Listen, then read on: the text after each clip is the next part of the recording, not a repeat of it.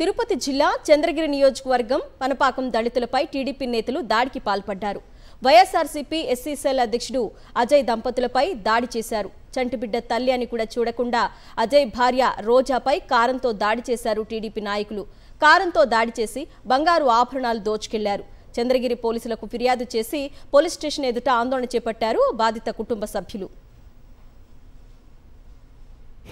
ఈరోజు ఈ చంద్రగిరిలో జరుగుతున్న అన్యాయం, నేను మండల ఎస్సీ సెల్ అధ్యక్షుడు అజయ్ కుమార్ నా పేరు.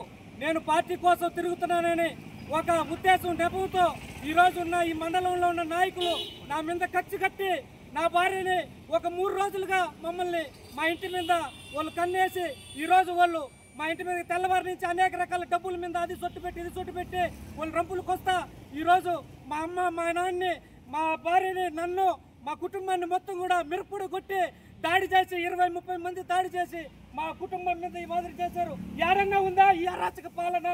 ఎక్కడైనా ఉందా? ఈ ప్రభుత్వంలో ఈ విధంగా అందరినీ ఈ విధంగా చేస్తారా? మంచి కోసం పనిచేసే వాళ్ళని ఈ విధంగా చేస్తారా? గతంలో ఎన్ని మంచి కార్యక్రమాలు చేశా, నేను ఎంతమందికి సేవ చేశా.